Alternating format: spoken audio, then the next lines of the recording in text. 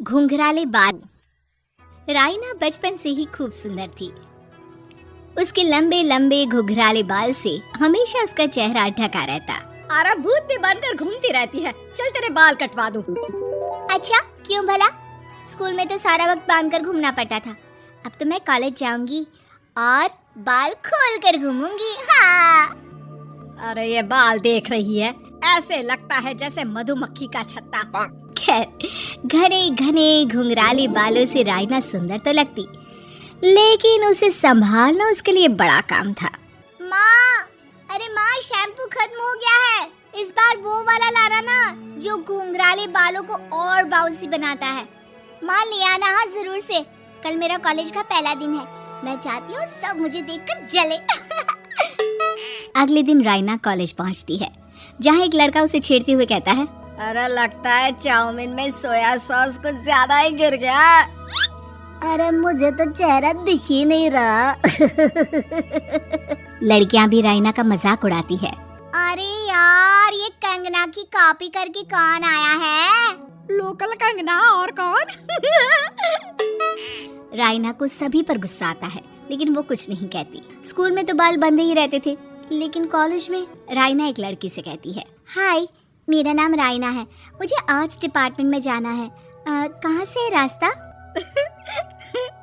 अपने बाल हटाकर देखो, सामने ही बोर्ड लगा है। राइना को कॉलेज में भी दोस्त बनाने में दिक्कत आ रही थी। वो रोते रोते घर आ जाती है। माँ, मैं क्या करूं? आज तो सारा दिन लोगों ने न जाने क्या क्या बोलकर मेरा मजाक ही बना कर रख दिया। माँ प्लीज कुछ करो ना मेरे बालों का। मैंने तो पहले ही कहा था कटा दे, पर तू। अरे कटाने से क्या होगा, उल्टा जो थोड़े बांध कर ये इन्हें समेट सकती है ना, वो भी नहीं कर पाएगी। तो क्या मेरी कोई दोस्त नहीं बनेगी कॉलेज में, या मैं हमेशा लोगों के मजाक का ही शिकार होती रहूंगी? राइना जोर जोर से रोने लगती है। तभी उसका छोटा भाई आ जाता है और राइना के बालों के बीच एक पेंसिल छुपा देता है। तभी उसका दोस्त भी पीछे से आ जाता है। अरे ढूंढो ढूंढो, कहाँ है पेंसिल? मैं नहीं बताऊंगा। दोस्त काफी कोशिश करता है, लेकिन उसे पेंसिल नहीं मिलती। वो वहाँ से चला जाता है। थैंक्स दी, आज आपके बालों ने तो मुझे बचा ही लिया। अच्छा, बहुत दिनों के बाद बालों को लेकर कुछ अच्छा सुनने को मिला। मुझे भी पहले लगता था कि मेरे बाल सबसे सुंदर है, लेकिन अब पता चला। अरे क्या पता चला, क्या हो गया? देख, किसी भी चीज के ना दो पहलू होते हैं। या तो तुम बालों से ही लोगों का मन जीतो, या फिर रोते रहो। अब ऐसे घने बाल तो तुम्हें भगवान ने दिए हैं। राइना को पिता की बात समझ में आ जाती है।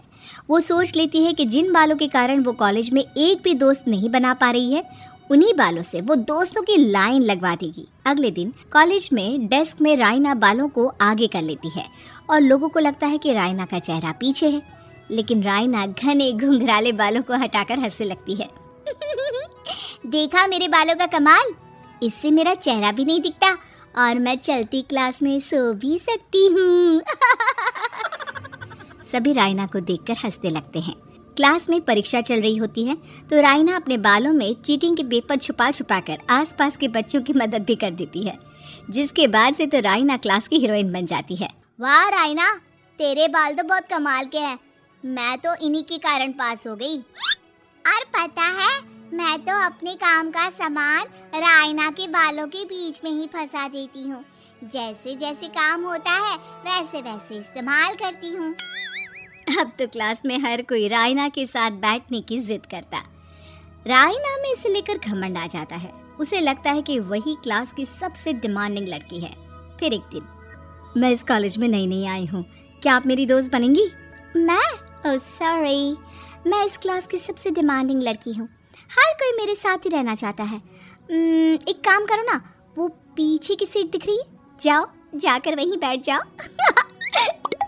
लड़की को राइना की बात बहुत बुरी लगती है, लेकिन वो करती भी तो क्या, जाकर चुपचाप पीछे की सीट पर बैठ जाती है। तो आज का लेसन सबने याद किया है ना बराबर से?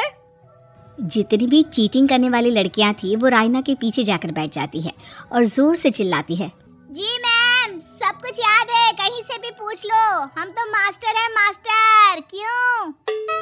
ये बोलकर वो रायना के कंधे पर हाथ रख देती हैं। रायना भी खुश होती है कि कॉलेज की सबसे स्मार्ट लड़कियों का ग्रुप उसका दोस्त है। पीछे बैठी वो लड़की देखती है कि कैसे मैडम के सवाल लड़कियां रायना के सर को देखकर दे रही है। शाबाश, मुझे खुशी है कि तुम लोग इतनी अच्छी पढ़ाई करने लगी हो। मैं प्रिंसिपल से कहकर तुम लोगों की स्कॉलरशिप की बात करूंगी, जिससे तुम लोगों के माता पिता का पैसा जो फीस में लग रहा है वो बच जाए। सभी लड़कियां खुश हो जाती हैं। टीचर के जाने के बाद एक लड़की कहती है, गर्ल्स, अब हम लोग ना सिर्फ सबसे स्मार्ट बल्कि सबसे इंटेलिजेंट भी हो गए हैं।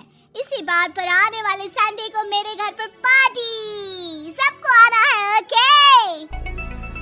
सभी लड़कियां पार्टी के लिए एक्साइटेड हो जाती हैं। रायना भी। माँ, मेरे कॉलेज की सबसे स्मार्ट लड़की ने पार्टी रखी है संडे को। मैं भी वहाँ सबसे अच्छी दिखना चाहती हूँ, लेकिन ये बाल। घुंघराले बालों का तो कर भी क्या सकती है। तभी उन लोगों की नजर पार्लर के एक इश्तिहार पर पड़ती है जो 3000 रुपए में बाल स्ट्रेट कर रहा था। माँ, मुझे पैसे देना, मैं बाल सीधे करवा कर आती हूँ। संडे को पार्टी में सबसे अच्छी लगूंगी। बस फिर क्या था, अपने घुंघराले बालों को रायना पार्लर जाकर स्ट्रेट यानी कि सीधा करवा लेती है। और फिर पार्टी वाले दिन, हाय गर्ल्स, कैसी लग रही हूँ मैं? ओह नो, शिट, ये क्या करवा लिया बालों का हाल? और जिसके घर पार्टी थी वो लड़की, अरे ये क्या करवा लिया? तुम्हें मालूम नहीं है, जिस बालों में चीटिंग रखकर हम लोग टीचर के अगर इम्प्रेशन जमाते थे, उन बालों को तुमने। अरे हमें तो स्कॉलरशिप भी मिलने वाला था, अब तुमने बाल सीधे करवा लिए। अब तुम हम लोगों के लिए किसी काम की नहीं हो। अरे लेकिन हम दोस्त तो है ना, क्या मैं अच्छी नहीं लग रही हूँ? हमें तेरे अच्छे और बुरे लगने की कोई जरूरत नहीं है। हम लोगों को तेरे बालों से फायदा था, अब वो नहीं है तो हम तेरे दोस्त भी नहीं है। जा जाकर बाल वापस घुंघराले करके आ, तभी तो हम लोगों की दोस्त बन सकती है। रायना रोते रोते घर आती है और माँ को सारी बात बता देती है। माँ, ला पैसे दे, मैं बाजार जाकर बाल ठीक करा के आती हूँ। लेकिन माँ, मुझे ये बाल बहुत अच्छे लग रहे हैं, काश ये बाल मैं पहले ही सीधे करवा लेती। देख बेटा, पैसे तो मैं तुझे दे दूँ, लेकिन वैसे बाल करके तू फिर ऐसे दोस्त बनाएगी जो तेरे साथ मतलब के लिए जुड़े हैं। लेकिन इन बालों में तू ऐसे दोस्त बनाएगी जो तेरे साथ जीवन भर का साथ निभाएंगे। रायना को माँ की बात समझ में आ जाती है।